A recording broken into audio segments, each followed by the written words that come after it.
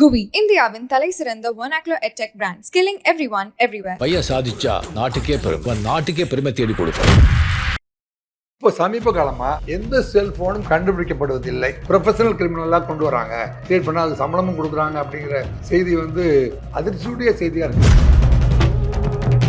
Commissioner Chennai city சைபர் கிரைமினுடைய officers அத்தனை பேருக்கும் alert. தமிழக முதல்வர் தான் காவல்துறையினுடைய பொறுப்பாளர். செல்போன் எல்லாம் எஃப்ஐஆர் போட்டு கண்டுபிடிங்க அப்படின்னு முதலமைச்சர் சொன்னா மட்டும்தான் இது நடக்கும். 1 லட்ச ரூபா 1.25 லட்ச ரூபா செல்போன் காணான்னு நம்ம கிட்ட ரெக்கமெண்டேஷன் வருவாங்க. நம்ம போய் காவல் நிலையத்தில் ஒரு புகார் கொடுத்துருவாங்க அப்படின்னா எஃப்ஐஆர் போட மாட்டேங்கிறாங்க, கம்ப்ளைண்ட் ரிசீவ் பண்ண மாட்டேங்கிறாங்க. இது நாளுக்கு நாள் அதிகரிச்சுட்டே போயிட்டு இருக்கு. இந்த எக்மோர் ரயில்வே ஸ்டேஷன்ல இறங்கி அந்த ட்ரெயினை விட்டு வெளில வரும்போது அப்போ பாக்கெட்ல இருந்து அதை அடிக்கிறதுக்கு ஒரு பெரிய group of people, organised criminals அங்க இருக்கிறாங்க. போலீஸ் டிபார்ட்மெண்ட் சறுக்கி விடுவதை பார்க்க முடியாது, நம்மளால ஒத்துக்க முடியாது. இது 40 நாள் ட்ரைனிங் கொடுக்குறாங்க இல்லையா, இந்த இஎம்ஐ நம்பரை சாஃப்ட்வேர்ல மாற்றுறது எப்படி அப்படிங்கிறத கண்டுபிடிக்கிற டெக்னாலஜி தான் இப்போ அவங்களுக்கு சொல்லி கொடுக்குறாங்க. இப்போ டவர் லொகேஷன் போடுறீங்களே சைபர் கிரைம் நண்பர்களே, அந்த டவர் லொகேஷன் மூலமாக திருட்டு போன செல்லை கண்டுபிடிக்க முடியாது. சரி, இப்போ இன்னொரு சம்பவம் ரொம்ப பரபரப்பா கேட்க முடிஞ்சுட்டே இருந்துச்சு. அதாவது குஜராத் பகுதிகளில் நார்த் இந்தியாலேயே அதிகமா இந்த செல்போன் அப்படிங்கிறது திருடு போயிட்டே இருக்கு அப்படிங்கிற சம்பவம் வந்துச்சு. இப்போ அதுல அதிர்ச்சிகரமான தகவல் என்ன அப்படின்னா, 45 நாள் ட்ரைனிங் கொடுக்குறாங்க. இந்த 45 நாள் ட்ரைனிங் எடுத்துட்டீங்கன்னா உங்களுக்கு 25,000 சம்பளத்துக்கு இந்த வேலை, அதாவது திருட்டு தொழில் அப்படிங்கிறத ஒரு வேலையாவே இளைஞர்களுக்கு சொல்லி கொடுத்து சம்பளம் கொடுத்து பண்றாங்க. அதுவும் ஐபோன், அதுக்கப்புறம் OnePlus இது வச்சிருக்கிறதா டார்கெட்டேன்ற மாதிரியான சம்பவங்கள் இருக்கு. இது எப்படி சார் பாக்குறீங்க? இது மாதிரிலாம் நடக்குதா? இல்லை, it is surprise to note. ஒரு கிரிமினலை கிரிமினல்ஸை ஆர்கனைஸ்டு கிரைமாக கொண்டு வராங்க, ஆர்கனைஸ் ப்ரொஃபஷனல் கிரிமினலாக கொண்டு வராங்க, கிரியேட் பண்ணால் அது சம்பளமும் கொடுக்குறாங்க அப்படிங்கிற செய்தி இப்போ அகமதாபாத்தில் அவங்கள கைது செய்திருக்காங்க பார்த்தீங்களா. அதிர்ச்சியுடைய செய்தியாக இருக்குது. இதில் என்ன, தமிழ்நாட்டில் இருக்கிற காவல்துறை இயக்குனர் மற்றும் கமிஷனர் சென்னை சிட்டி மற்றும் சைபர் கிரைமினுடைய ஆஃபீஸர்ஸ் அத்தனை பேருக்கும் இதன் மூலம் அலர்ட் மெசேஜ் தான் இது. சரி, நீங்கள் கேட்ட கேள்வி சாதாரணமான கேள்வி இல்லை. செல்ஃபோனை பொறுத்த வரைக்கும் இப்போ ஒருத்தருடைய கையிலேருந்து பிடிங்கிட்டு போயிட்டு அதுக்கு பேர் 379. அது தெஃப்ட், கையிலேருந்து பிடுங்கப்படுது. அடித்து பிடிங்கிட்டு போயிட்டுன்னா 392. ராபரி, தெஃப்ட் ஆர் ராபரி தான் நடக்குது. ஆனால் தமிழக காவல் நிலையங்களில் போய் செல்ஃபோன் தானே அதுக்கு நீங்கள் நாளைக்கு நல்லா தேடி பார்த்துட்டு வாங்க, செல்ஃபோன் தானே நாளைக்கு வாங்க சிஎஸ்ஆர் கொடுக்குறேன், செல்ஃபோன் தானே காண போயிடுச்சு, உங்கள் இஎம்ஐ நம்பரை போய் எடுத்துகிட்டு வாங்க, உங்கள் பில் எடுத்துகிட்டு வாங்க அப்படின்னு ஒரு 3 தடவை அலைய விடுறதும் அப்புறம் 4வது தடவை அப்படியே அதை விட்டுறதும் அப்படி இருக்காங்க. நீங்க சொன்ன மாதிரி இப்போ போன் ஒரு காணோம் அப்படின்ற மாதிரி போய் எங்கேயாச்சும் கம்ப்ளைண்ட் கொடுத்தா கண்டிப்பா திரும்ப கிடைக்காது, அதுக்கு எதுக்கு கம்ப்ளைண்ட்லாம் கொடுத்துட்டுன்ற மாதிரியான ஒரு போக்கு தான் இருக்கு. ஏன் போனுன்றது ஒரு விலை மதிப்பானது, இப்போ ரொம்பவே அதிகமான காசுக்கு தான் எல்லாரும் வாங்குறோம். அப்படி இருக்கும்போதுமே அது காணா போயிடுச்சு, இல்லை தொலைஞ்சிருச்சு, இல்லை இந்த மாதிரி தெஃப்ட் பண்ணிட்டாங்க, யாரோ கையில போகும்போதே எடுத்துட்டு போயிட்டாங்கன்னா கூட அது கிடைக்காது, அவ்வளவு தூரம் தேட மாட்டாங்கன்ற மாதிரி ஒரு போக்கு இருக்கு. ஏன் சார் இப்படி? இல்லம்மா, இது ரொம்ப யூஸ்ஃபுல்லான ஒரு கேள்வி நீங்க கேட்டிருக்கீங்க.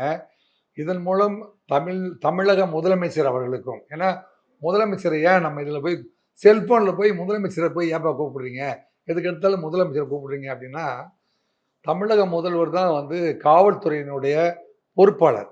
ஏன்னா தமிழக உள்துறையை கையில் வைத்திருக்கிறது தான் காவல்துறையினுடைய அமைச்சர்னு வேணும். காவல்துறை அமைச்சர் தான் டிஜிபிக்கோ அல்லது கமிஷனர்கிட்டே சொல்லி செல்ஃபோனெல்லாம் எஃப்ஐஆர் போட்டு கண்டுபிடிங்க அப்படின்னு முதலமைச்சர் சொன்னால் மட்டும்தான் இது நடக்கும் அப்படின்னு நான் கருதுகிறேன். நானே நேரடியாகவே இப்போ சிவாஜி கணேசன் பராசக்தியில் பேசுகிற வசனம் மாதிரி நானே நேரடியாக பாதிக்கப்பட்டேன் அப்படின்னு சொல்கிறாங்களே, அந்த மாதிரி நானே பல நேரங்களில் நண்பர்கள்லாம் செல்ஃபோனு 1 லட்ச ரூபா 1.25 லட்ச ரூபா செல்ஃபோன் காணான்னு நம்மகிட்ட ரெக்கமெண்டேஷன் வருவாங்க. நம்ம போய் காவல் நிலையத்தில் ஒரு புகார் கொடுத்துருவாங்க அப்படின்னா எஃப்ஐஆர் போட மாட்டேங்கிறாங்க, கம்ப்ளைண்ட் ரிசீவ் பண்ண மாட்டேங்கிறாங்க. இது நாளுக்கு நாள் அதிகரிச்சுட்டே போயிட்டுருக்கு. இதில் எந்த காவல் நிலையத்திலும் கம்ப்ளைண்ட் வாங்குவதில்லை தமிழ்நாட்டில். தயவு செஞ்சு இது தமிழ்நாடு முதலமைச்சரும் காவல்துறை இயக்குனர் அவர்களும் சென்னை கமிஷனர் அவர்களும், joint commissioner north, south, east, west, all the commissioners of Tamil Nadu, all the SPs, DSPs எல்லாருக்கும் இதை வந்து இன்ஃபர்மேஷனாக உங்களுக்கு சொல்லிக்கிறேன். உங்களுக்கே நடந்த மாதிரி அல்லது உங்கள் உறவினருக்கு நடந்த மாதிரி எனக்கு நடந்த மாதிரி நினச்சிக்கோங்க. நான் வந்து இதுக்கு நம்ம கன்னியாகுமரிக்கு போயிட்டு திரும்பி வந்து இந்த எக்மோர் ரயில்வே ஸ்டேஷனில் இறங்கி வெளியில் வரும்போது, அந்த ட்ரெயினை விட்டு வெளியில் வரும்போது அப்போ பாக்கெட்லேருந்து நம்ம ட்ரெயினை விட்டு வெளியில் வர லக்கேஜோடு வர பாருங்க, அதை அடிக்கிறதுக்கு ஒரு பெரிய group of people, organised criminals அங்கே இருக்கிறாங்க. எக்மோர் ரயில்வே ஸ்டேஷன்லேயும் சென்ட்ரல் ரயில்வே ஸ்டேஷனும் ஆர்கனைஸ்டு கிரிமினல்ஸு அங்கே சுற்றிட்டு இருக்காங்க. அவங்க செல்ஃபோனை திருடுவதே வழக்கமாக வைத்திருக்கிறார்கள். என்னுடைய செல்ஃபோன் வந்து கிட்டத்தட்ட 75,000 ரூபாய் செல்ஃபோனு வந்து நான் முறையாக இந்த இதில் பப்ளிக்கில் பதிவு செய்ய வேண்டுமென்றால் Egmore police station crime number 1/2023 அதில் வந்து அண்டர் செக்ஷன் 379 ஐபிசி அல்லது செல் மிஸ்ஸிங் அப்படிங்கிறது என்னுடைய எஃப்ஐஆர் பதிவு செய்யப்பட்டிருக்கிறது. அந்த ஆய்வாளரிடம் பல முறை நான் போய் சேர்றேன். அந்த ஆய்வாளர் ஒரு நடவடிக்கையுமே எடுக்கலை. நான் ப்ரைவேட்டாக சர்ச் பண்ணி அந்த செல்ஃபோன் ஆவடியில் இருக்கிற பிள்ளையார் கோயில் தெருவில் இந்த லொக்கேஷனில் என் செல்ஃபோன் இருக்கிறது என்ற தகவலையும் நானே சர்ச் பண்ணி அந்த ஆய்வாளருக்கு தகவலையும் கொடுத்துட்டேன். நான் சர்ச் பண்ண அந்த மேப்பிங் ரிசல்ட்டு அத்தனையுமே வந்து அந்த எக்மோர் இருக்கிற எக்மோர் காவல் நிலையத்தில், எக்மோர் ரயில்வே காவல் நிலையத்தில் இருக்கிற தமிழ்நாடு காவல்துறையை சேர்ந்த ஆய்வாளர்கிட்ட நான் சப்மிட் பண்ணிட்டேன். அத்தனை இன்ஃபர்மேஷன் வாங்கிட்டு அவர் அசையவே இல்லை. நீங்கள் வந்து போய் செக் பண்ணி பாருங்கள். 1/2023 இஸ் மை செல்ஃபோனுடைய எஃப்ஐஆர். என்னுடைய எஃப்ஐஆர் மட்டும் இல்லை, பில்ட்ரோத் ஹாஸ்பிட்டலில் டாக்டர் துரைராஜ் அப்படிங்கிறவர் அந்த திருமங்கலம் காவல் நிலையத்துக்கு எதிர்த்த மாதிரி இருக்கிற பேங்கில் போய் ஒரு ஃபார்ம் ஃபில்லப் பண்ணிட்டு இருக்காரு. மறந்த மாதிரி வெளியில் வந்துடுறாரு. ஒருத்தர் செல்ஃபோனை எடுத்துகிட்டு போயிட்டார். எடுத்துகிட்டு போன செல்ஃபோன் முகப்பேரில் ஒரு பர்டிகுலர் இடத்துல இருக்குது அப்படின்னு நாங்கள் சர்ச் பண்ணி இந்த ஆள் தான் வச்சுருக்கான், ஃபோன் பண்ணால் அவன் ஃபோனை எடுக்கிறான். ஆனாலும் பல முறை போய் சொல்லியும் அந்த காவல் நிலையத்தில் இருக்கிற ஆய்வாளர் அந்த செல்ஃபோனை வாங்கி இந்த டாக்டர் துரைராஜ், இப்போ அவர் தான் பில்ட்ரோத் ஹாஸ்பிட்டலுடைய, இப்போ கரண்ட்டில் பில்ட்ரோத் ஹாஸ்பிட்டலில் நீங்கள் போய் யார் வேணாலும் விசாரிச்சு பாருங்கள், அவர் தான் வந்து ஆர்த்தோ ஸ்பெஷல், லண்டன் ரிட்டர்ன் பெரிய டாக்டர். அவருடைய செல்ஃபோன் கிட்டத்தட்ட ஒரு 75,000 ரூபாய் செல்ஃபோனை எல்லா இன்ஃபர்மேஷன் இருந்தும் இந்த இடத்துல தான் செல்ஃபோன் இருக்குதுன்னு நம்ம தெரிவித்த பிறகும் அவர்கள் அதை திரும்ப பெற்று அந்த டாக்டரிடம் கொடுக்கவில்லை. சரி, இப்போ ஒரு முன்னாள் உதவி ஆய்வாளரா நீங்க இருக்கீங்க. அவர் வந்து ஒரு பெரிய மருத்துவமனையில ஒரு முக்கியமான பதவியில் இருக்கக்கூடிய ஒரு மருத்துவர். அவங்க இதனாலதான் நான் வந்து இதை சொல்றேன், முதலமைச்சர் அவர்களே இப்படியெல்லாம் நடக்குது, இப்படியெல்லாம் நடக்குதா, இது ஒரு பெரிய சர்ப்ரைசிங் இன்ஃபர்மேஷன் கூட நீங்களே இப்படி இருக்கும்போது பாமர மக்கள் அப்புறம் பாமர மக்களுக்கு எப்படி கிடைக்கும்? பாமர மக்களுக்கு எப்படி கிடைக்கும்? இதுக்கு அப்புறம் சொல்ல போனீங்கன்னா, இப்போ நான் இருக்கிற அண்ணா நகரில் இருக்கிறேன்னா அப்பப்போ இந்த மாதிரி இப்போ 40,000 ரூபா கொடுத்தா அவன் வந்து 40 நாள் வந்து ட்ரைனிங் கொடுத்து 25,000 சம்பளம் கொடுத்து ஆர்கனைஸ்டு கிரைமாக வந்து செல்ஃபோன் திருடுறதுக்கு வச்சுருக்காங்க. எக்மோர் ரயிலில் வந்து இறங்கும் போது அடிக்கிறதுக்கு. அப்புறம் நான் போயிட்டு விசாரிச்சா, சார் இங்கே டெய்லியுமே செல் காண போகுது சார், இங்கே ஒரு குரூப் ஆஃப் பீப்புள் நின்று அடிக்கிறாங்க சார். அங்கே நீங்கள் வந்து எக்மோர் ரயில்வே ஸ்டேஷனில் அந்த தினத்தந்தி ஆஃபீஸ்லேருந்து போய் ட்ரெயினில் ஏறுற பார்த்தீங்களா, அந்த ஆட்டோ ஸ்டாண்டில் யார்கிட்ட போய் கேட்டாலும் அவர்கள் சொல்வார்கள், ஆமாம் சார் இந்திக்கார பசங்க ஒரு குரூப் ஆஃப் பீப்புள் வர்றாங்க, டெய்லி வந்து செல்ஃபோனை திருடிட்டு போகிறாங்க. இந்த இன்ஃபர்மேஷனையும் அந்த ரயில்வேயில் இருக்கிற இன்ஸ்பெக்டர்கிட்ட சொன்னால் எங்கள் கையில் படல சார் அப்படின்னு சொல்கிறாரு. ஆனால் ஒரு வேல்யூபிள் இல்லையா? இப்போல்லாம் செல்ஃபோனுடைய விலை என்ன? அது நீங்களாம் பயன்படுத்துகிற செல்ஃபோனுடைய விலை பார்த்தீங்கன்னா 3 லட்சம் 4 லட்சம் இருக்கும். குறைவு இப்போது எல்லா கான்ஃபிகரேஷனும் கிடைக்கணும்னாவே மேக்சிமம் வந்து சாம்சங்கு அல்லது ஆப்பிள், அதுதான் வந்து ஓரளவு தகுதியான நபர்கள், அதிகாரிகள் அத்தனை பேருமே 75,000 1 லட்சம் ரூபாய் செல்ஃபோன் தான் வச்சுருக்காங்க. 1 லட்சம் ரூபாய் காண போனால் உங்களுக்கு ஐஇஎம்ஐ நம்பரை எடுத்துடுவாங்க, அதெல்லாம் வாங்குறாங்க.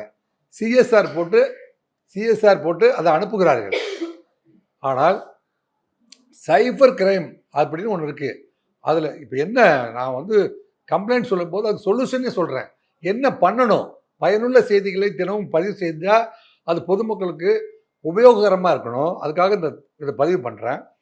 இந்த செல்ஃபோனை சைபர் கிரைம் இருக்கவங்க டவர் இஎம்ஐயை பயன்படுத்தினால் அந்த செல்ஃபோனை பிடிச்சி கொடுக்குற அளவுக்கு அவங்க டவர் லொக்கேஷன் போட்டு அனுப்பி வைக்கிறாங்க. அந்த செல்ஃபோனை அவன் பயன்படுத்தவே இல்லை என்றால் அது கண்டுபிடிக்க முடியாது.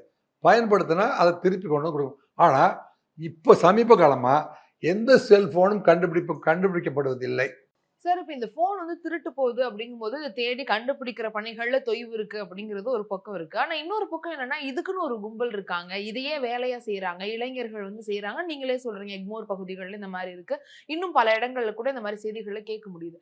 இவங்களை பிடிக்கிறதுக்காக ஒரு தனிப்படை அமைக்கிறது, இவங்களை பிடிச்சோம்னா இங்க திருட்டு போறதையே நம்ம தடுத்துடலாம் இல்லையா? அப்ப இந்த வேலைகளை செய்யலாம். ஆமாம், இதுக்குமா சைபர் கிரைமில் தான் இதை கண்டுபிடிக்க முடியும். ஏன்னா அவங்க தான் டவர் லொக்கேஷன் போட முடியும்.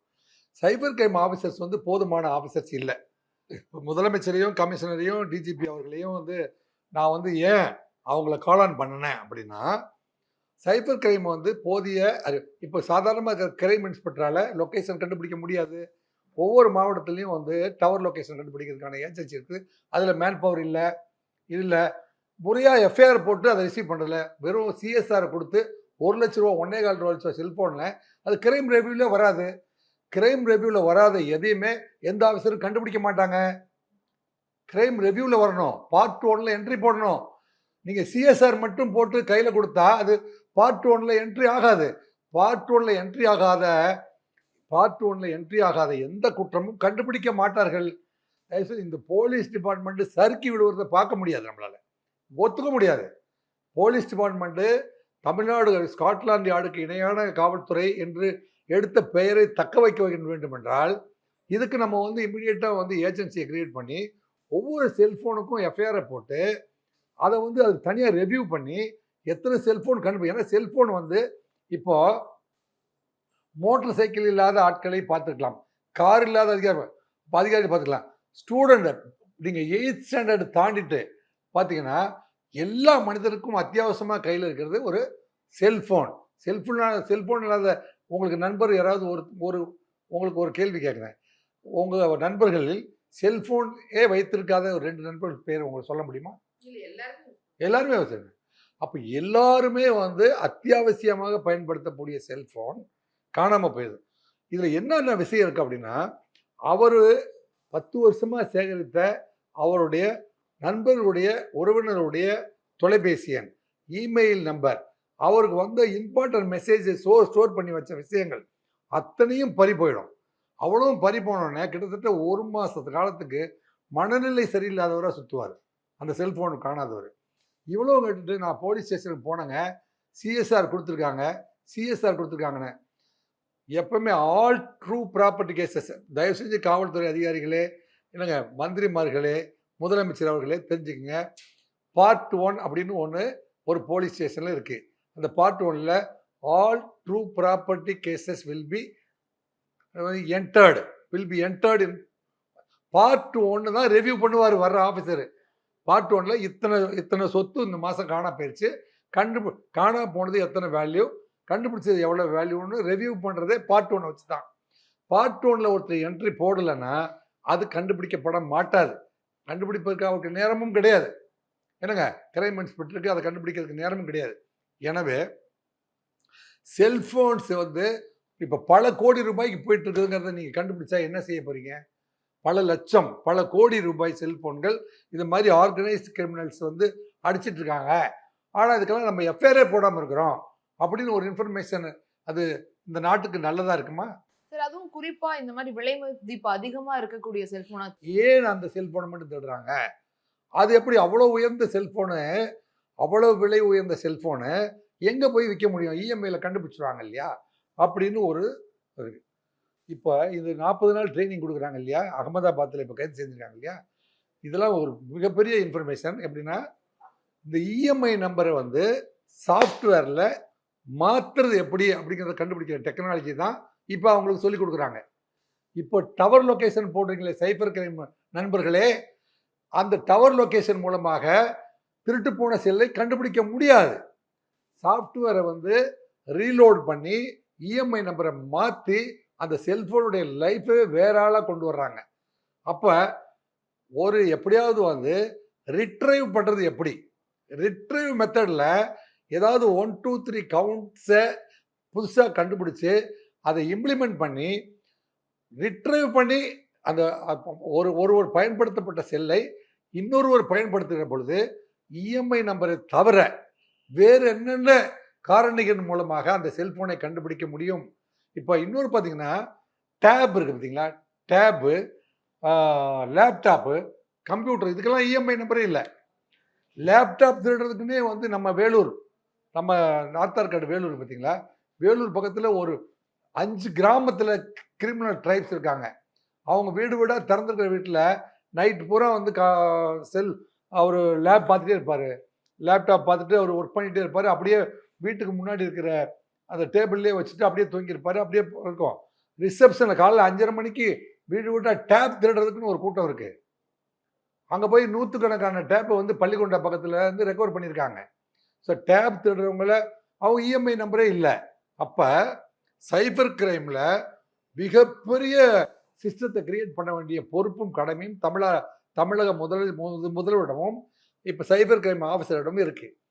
இந்த செல்ஃபோனு, லேப்டாப்பு, இந்த டேபு போன்றவை எல்லாம் என்னென்ன வேறு ஏதாவது லாக்கிங் சிஸ்டம், இந்த நம்பரை போட்டு நீங்கள் லாக் பண்ணி வைங்க, இந்த நம்பர் போட்டு பதிவு செஞ்சு வச்சுருங்க, அந்த நம்பரை போட்டால் உங்கள் செல்ஃபோன் யார் வைத்திருந்தாலும் கண்டுபிடித்து விடலாம் அப்படிங்கிற மாதிரி ஒரு யுத்தியை கண்டுபிடித்து அதை அறிமுகப்படுத்த வேண்டிய பொறுப்பும் கடமையும் சைபர் கிரைம் அதிகாரியோட நாட் ஒன்லி தமிழ்நாடு, இந்திய அரசு முழுவதுமே வந்து இதற்கான சிஸ்டத்தை கண்டுபிடிக்க வேண்டிய காலத்தின் கட்டாயத்தில் நம்ம இருக்கோமா. இப்போ இங்க விற்கப்படுகிறது நமக்கு தெரியல சார். இப்போ அவங்க மேல நடவடிக்கைகள் எடுக்க முடியுமா, அதை ப்ரூவ் பண்ண முடியுமா? இப்போ இந்த மாதிரியான வேல்யூபிள் இன்ஃபர்மேஷன்லாம் நம்ம வந்து காவல்துறைக்கு ஊடகத்தின் வாயிலாக சமர்ப்பிக்கிறோம். இது அவங்களுக்கு பெரிய பயனுள்ள செய்தியாக இருக்கும் என்று கருதுகிறேன். கண்டிப்பாக இந்த செய்திக்கு பிறகு, இந்த அகமதாபாத் செய்திக்கு பிறகு கண்டிப்பாக செல்ஃபோன் வந்து ஒரு வேல்யூபிள், அது வந்து விலை மதிப்பற்றது மட்டுமல்ல, அவருடைய இன்ஃபர்மேஷன், செல்ஃபோனு, அத்தனையுமே அது இருக்கிறதுனால அதை வந்து ஒரு பயனுள்ள பொருளாலோ அல்லது விலை உயர்ந்த விலை மதிப்பற்ற பொருள், மதிப்புமிக்க பொருள் என்கின்ற அடிப்படையில் அந்த சிந்தனையை மாற்றி அமைத்து எந்த ஊரில் செல்ஃபோனாலும் அதை கண்டிப்பாக கண்டுபிடிக்கணும் அப்படிங்கிற மாதிரி அதை கேட்டகரைஸ் பண்ணி ஒரு புது நீரோட்டத்தை காவல்துறையில் அறிமுகப்படுத்த வேண்டும் என்று இதன் மூலமாக காவல்துறையை வேண்டி விரும்பி கேட்டுக்கொள்கின்றேன். நன்றி சார், நன்றி சார். நிறைய தகவல்கள் எங்களுக்காக தெரிவிச்சீங்க. மிக்க மகிழ்ச்சிமா. வணக்கம், நன்றி. GUVI, இந்தியாவின் தலை சிறந்த vernacular edtech brand, skilling everyone everywhere. நல்லா இருந்த ஒரு சுடுகாடாயிட்டீங்க.